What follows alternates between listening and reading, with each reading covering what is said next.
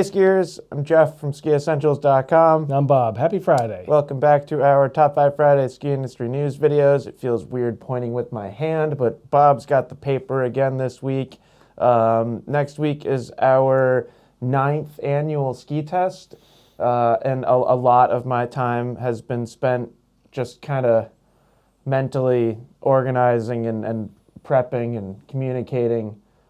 So I handed the lead for top 5 off to Bob again this week, but let me see if I can get the housekeeping news, Bob. All right, I'm not letting you look. No, I didn't look at your paper. So starting things off, we'll start with sales and that kind of stuff. We're in the middle of that price drop season for 2025 gear, and this week we also we added free base treatments for 2025 and 2026. So we've been doing that, on and off. I think we've probably done it 3 times this season, but it's pretty sweet if that base treatment kind of speaks to you and you don't want to worry about waxing your skis or waxing them as often, however you want to look at it. We generally charge $200 for that add-on, so it's essentially through us, it's a $200 value. Tack that on to some discounted skis, and you got a lot of savings there. And then we are 1 day ahead of this actually happening. So hopefully this isn't resulting in anybody choosing not to click buy on their, no, I'm kidding. But prices on Black Crows will be 10% lower tomorrow. Tomorrow's the 15th, correct? Today's the 14th. Yeah, so another kind of just price drop date. That one's just Black Crows. Tomorrow goes from 20% off to 30% off. So yeah, no, in all honesty, if you were considering buying a Black Crows ski this afternoon, I would wait until tomorrow. Yeah. Apologies to our owners.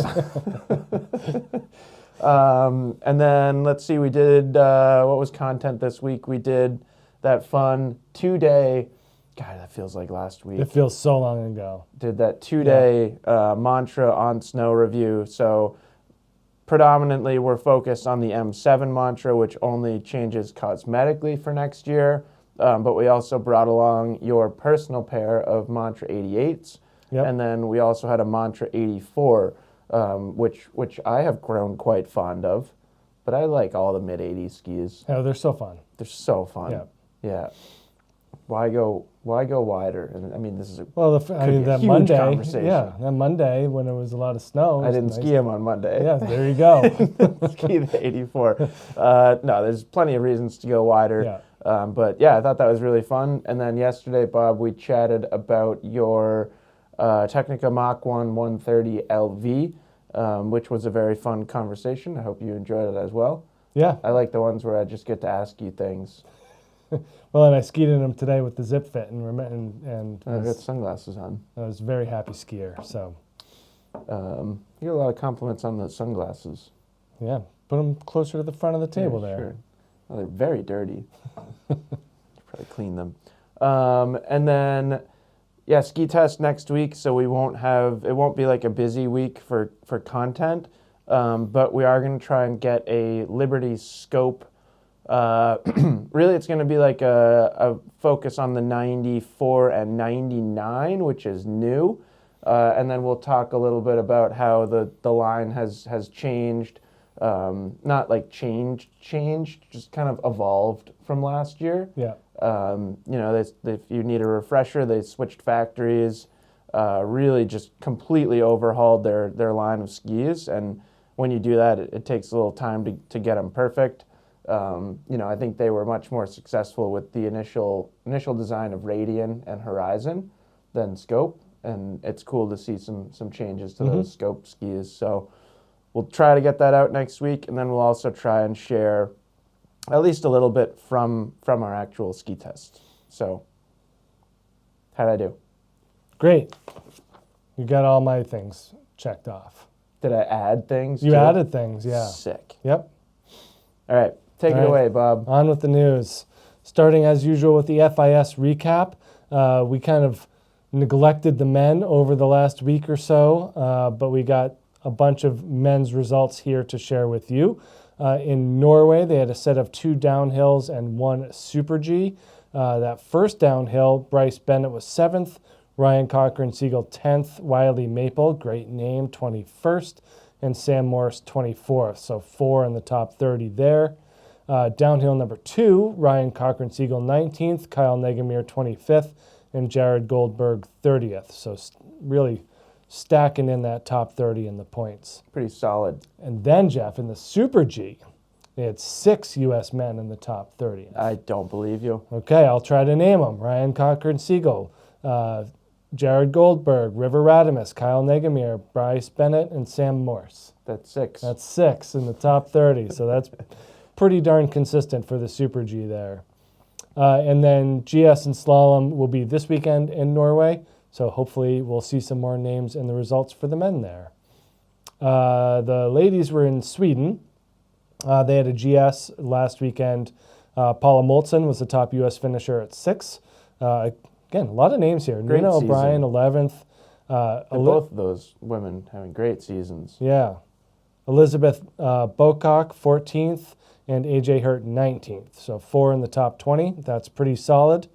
And then slalom the next day, Michaela Schifrin was 3rd. This was another milestone for Michaela, resulting in the most World Cup podiums ever. Yeah, she was previously tied with Ingemar Stenmark, Yep. correct? And this puts her in sole possession of first place. A class of her own. Yeah, and kind of burying the other skiers in the U.S. skiers in that news. But Paula Moltzen was 6th, and AJ Hurt 20th. So more. And it was what, like 170 something podium? Did you I don't write have that that down? number. No. I think I'm right. But I think it's one. Somebody correct me in the comments if I'm way off. But I remember reading that and thinking, like, it's wild that the majority of her podiums are victories. Or first place. Yeah. Yeah. Yeah. That's a Like good point. more than second and third combined. Yeah. Strong skier. that Pretty Michaela. good. Yeah, it turns out she's pretty good at skiing. Ladies also had a Super G. Lauren Masuga, another name we've talked about a lot, 5th place, and Breezy Johnson, 27th. Little bit of a break. They do have another race, but then World Cup finals are in Sun Valley, Idaho. Great place for World Cup finals. Between March 20th and March 27th. Yeah, is it Creekside? Again, somebody correct You've me been if I'm there. wrong. I know. You know better than I think have. it's Creekside. Yeah, don't ask me. Ask Whatever the side with the long groomers on, like Yeah. that's just absolutely phenomenal skiing. The whole mountain's fun, but that I'd never skied anything like that. Yeah. Like 3,000 vertical foot, continuously pitched groomer. That was perfect. Just like when does this end? Oh, it doesn't? Oh, sweet. Yeah, keep going. It would be like if Perry Merrill was 10 times longer than it is, That's a lot. but and a little bit steeper too. Yeah. Yeah. Awesome. Well, good job, ski racers. On to Freeride World Tour. Not a ton of results here. Just women, correct? Yeah, maybe you could help me with the pronunciation. Nope. Fieberbrunn, I will do no such thing. Austria. Okay. Yeah, I think you're not far off. Fiberbrunn, Austria. So they had kind of questionable weather conditions over the last week during their window. They were able to run women's ski, women's snowboard, men's snowboard last week, and then the men's was canceled. Just didn't make it through the weather window. But of those, Lily Bradley got first place, and Nadine Wallner took second place. This is setting up the finals in Verbier, March 22nd through March 30th. So decent alignment with that World Cup finals in Sun Valley there. Yeah. If you're interested in watching both World Cup finals and Freeride World Tour finals, this would be a great week. Big, and that goes until what, the 30th? 30th. Interestingly, Bob, the kind of, it's similar to that. I will be from like April 4th to 10th, I will be in Copper coaching USASA Nationals. And then Matt McGinnis will be, I don't actually know where, but the same dates, he will be gone coaching like junior freeride nationals. So it's like, we're at that point in the season where it's like nationals and finals for everything. Yeah. And it's kind of an exciting time. Also a little sad, but that's how the seasons go around. It starts again next year. It sure does. All right, so much for results. Next story here is about Mount Bachelor and how they're kind of on the Powder Corp's, I don't want to say chopping block, but they are selling resorts. So Bachelor, Eldora, Silver Star, and Killington were all Powder Corp's properties. Killington sold last year to a group of local investors, and Mount Bachelor was hoping to go the same route. At least the group that wanted to buy them was hoping they would go the same route. So Mount Bachelor Community Incorporated, or Incorporation, MBCI, wanted to submit a bid by their deadline. They were unable to. And here's where the conspiracy theory and kind of the hot stuff comes up. So I'm here for it. Dan Cochran of MBCI, he thinks that other bidders got a head start, that Powder Corp was giving other bidders a head start. And so that left them with less time and prep to submit their bid. Is there evidence of this? There is not. This was Purely opinion and seems like purely anecdotal? opinion. That's what I got from it. So, interesting. stirring that pot. Would it be illegal for them to do that? I am not a lawyer. I don't think so, but I could be wrong. But I feel like you are allowed to sell your business to whomever you want. But I don't know. I don't know. I should know because I went to business school, but I don't deal with large corporate transactions very often. Well, this group is still hopeful that either other bids will fall through or something else will happen. So they are still pushing on, collecting their money, looking to put in a bid. Well, but I made sure ours got in there. Your bid? Ours. Okay, good. Because I've always wanted to buy a ski area. Yeah, I figured Mount Bachelor was the right one. might be a little out of my range, but whatever. But yeah, their whole idea was similar to Killington, is to try to keep it under kind of local control and have more of the community involved in the process. So. And it has, I know I'm asking probably questions that you don't know the answer to, but did they say who the other bids were from? They did not. Okay. Even like the stuff with Burke that we're seeing right now, that they're very secretive about who these other groups are. So good luck to everyone in Mount Bachelor. Yeah. Finding a new owner. Yeah. Fingers crossed it's Bob and I. Yeah. Topic number 4. Jeff, I knew we had not heard the last of ski jumping suits and the potential controversy surrounding Nordic jumping I knew suits. what this topic was, and I still thought you were going to say Little Cottonwood Canyon gondola drama. I'm done with that. I'm excited to talk about this one. All right. So back in the fall, we covered a story about how FIS was implementing new rules regarding the use of Nordic jumping ski suits. They're putting chips in them so they could track how many times the suits were used. And you're limited to a certain amount per season. Yeah, because it's an unfair advantage for wealthy countries to buy more new 1,000 suits. Yeah. So they're capping the amount of suits that they're using. And then I don't know how that falls into this specific infraction, but they're able to track the use of the suits, and then FIS was able to identify that 2 Norwegian jumpers used reinforced threads to tighten their suits and reduce drag, thus violating the Nordic jumping suit rules and regulations. Yeah, they basically just made them increased their structural integrity so that they didn't degrade, so that they stayed more aerodynamic. Yeah. I got a lot of questions though, I will not have those answers. Did they just run it through a sewing machine? Or I'm just fascinated. I didn't write down the disgraced equipment manager from Norway's name, but him and the head coach and assistant coach all lost their jobs as a result. And do we know, was it who started it? Great question, Jeff. Who was pushing for it? Was Yeah. it the athletes being like, hey, like, do you think we can do something to this suit? The athletes were disqualified, but claimed they were unaware of any improprieties. That's like, I kind of believe that. And the coaches were like, yeah, we did it, sorry. Yeah, So they took all the blame, yeah.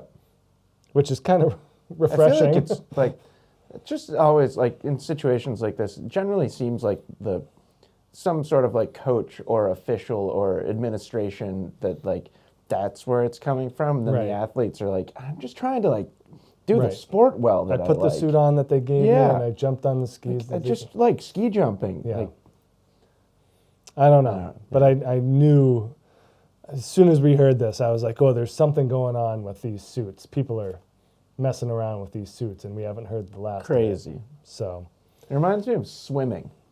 like with the swimsuits being too fast, Yeah. I hear ya. I'm sure there's lots of parallels. Just like suit controversy. Yeah. But anyway, on to better things. There was some like, I don't remember the fall, but there was a fall from one of the events that we were just talking about, and somebody was talking about like, why didn't their like a downhill suit? They were Yeah. like, why didn't their airbag go off? Blah blah blah blah blah. And I don't even really remember what the issue was or what people's opinions were, but I read through some comments of Yeah. other suit drama. Yeah. It's like you got to find your edge somehow, I guess. 2025 is a big year for ski suit drama. On to the edits, Jeff. We have Echo from Sammy Carlson. Yeah, we get it. Sammy's a good skier. Yeah, I watched it. It was like 4 minutes long. It's really good. Crazy. Number 2, Wheezy. This is an Arc'teryx movie featuring Craig Murray. Really interesting story about this gentleman here, and not just skiing, but other adventurous activities and stuff like that. So pretty cool little film there. And then I knew you had seen. I didn't need to send you video of this, but Burke Rude double cork on cross country skis. Yeah, It's pretty cool. I imagine that crazy. you're interested in that type of thing Crazy. as a Nordic and a park skier. Yeah. So we're looking forward to um, your edit, your response to this. Those days are gone, Bob, but we used to get in trouble for building jumps at Nordic practice. Yeah. And like I've landed like flat 3, I think, on Nordic skis. And I've seen people attempt cork 7s, but not even come close. He lands it pretty clean too. I know. It's pretty cool. Like landing on skis like that is tough. If you've never been on skate skis, you have no clue what they feel like. Even like compared to like classic skis Yeah. with like, it's just, I mean, they're 41 millimeters wide and they weigh nothing. And they don't have metal edges. No metal edges. In Yeah, your heel, and you're just in like your sneaker basically. Yeah. But it's attached so by fun. the toe. Yeah, strongly recommend skate skiing to anybody who's never tried it. I also appreciate how he used Nordic poles. They look And- shorter. No helmet, no goggles, like no eye protection. They weren't skate length poles. Okay. That would Yeah. just be straight up dangerous. But that brings me to surprise edit number 4. I know you had mentioned that you would like to see some slush cup. Did Matt physically add it in? I gave him He grief. did. He didn't. Okay. Not that I saw, but I brought it. I'm bringing it up anyway.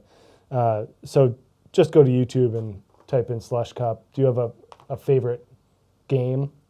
Sure. And by slush, SLVSH, that will throw With you the off. spelling, yep, Yep, thank you.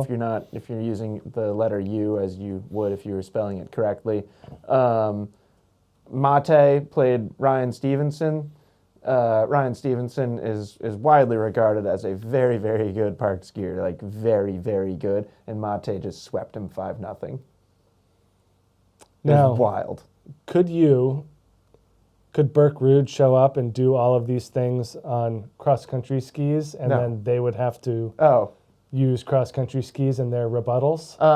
if Noah Albaladejo caused such severe controversy in the park skiing world by calling land holding, if you started calling double cork 10 Nordic skis, Yeah. people would be pissed. Well, But it would be funny. that would be funny. They But gotta- Burke Rude, if we could get him into Slush Cup, I mean, he could tear through that competition. Yeah. I mean, Mate is just unbelievable, but Berkrud is also very, very talented. But yeah, I think 5 games have been released, assuming that the Friday game has been released. I've watched the first 3.